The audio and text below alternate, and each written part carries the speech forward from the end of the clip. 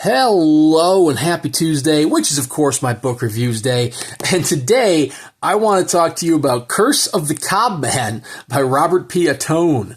This is the second book in the Bloody Bones horror imprint from Weird House Press, which I see online is supposed to be a throwback to like Italian giallo films. And I don't know if I necessarily agree with that, at least in terms of having read this.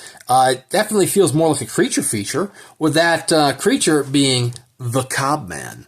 I don't know, when I think of giallo, I think of black-gloved killers sneaking up from behind and strangling the victims and such. Don't think of sentient mythological beasts such as the Cob Man, which is depicted perfectly here by Michael Squid.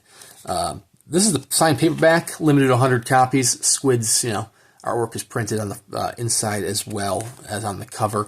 But what a fun read. This would be a good Halloween read. I missed the mark on that because it is now the first week of April, and as far away from Halloween as you could possibly get in the year.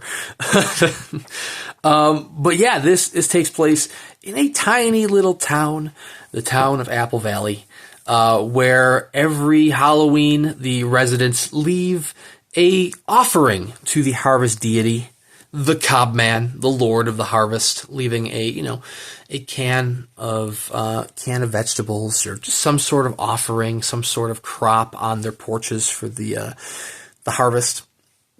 And well, a teenager in Apple Valley has decided he wants to play a prank, and so he decides to remove the offerings from people's porches. And it turns out that there's more to this superstition than, superstition alone. And suddenly the town finds itself under the wrath of the titular Cob Man. This novel hits hard right away. It's a very, it's like your normal creature feature in a way, where it's going to start off with some bloodshed before you even know what's going on. And it hits the ground running. I will say that Robert Ottone does not go the creature feature route in terms of having just bloody massacres left and right.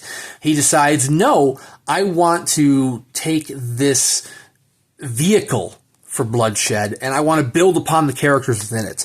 So he does take its foot off the gas, and you do spend about half the novel with the characters, including a state trooper, including Mikey, who's the main protagonist, him and his family, including a hitchhiking writer who finds himself in Apple Valley amidst the chaos of the Cob Man.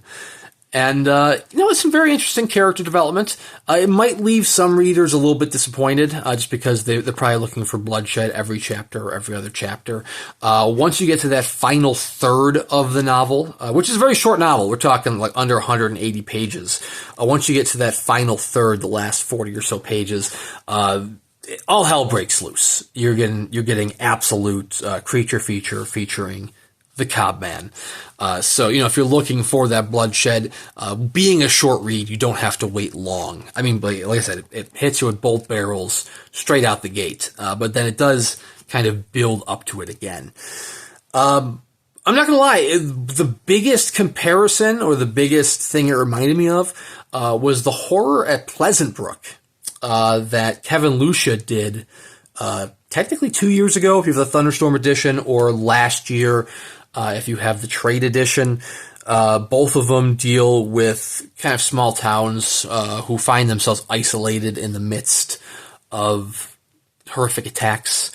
They definitely diverge in terms of the horrific attacks. You have some, and both of them are ancient evils, but you have very different ancient evils within both of them. This one, the town is isolated through the actual government, local government themselves. They say, hey, we're going to cut off cell service, so to stop the leaking of misinformation.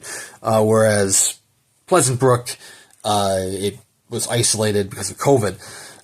That one, Pleasant Brook, definitely had, especially in the first half, more of like the blood and gore and attacks within each chapter that you're not necessarily going to get with the Cob Man here, but he makes up for it with stronger character development within Cob Man. The Horror of Pleasant Brook, you have your main character, but like, especially in those early chapters, they would introduce you to a new character just so they could kill that character off in a new and bloody way. So the character development was more halted in that.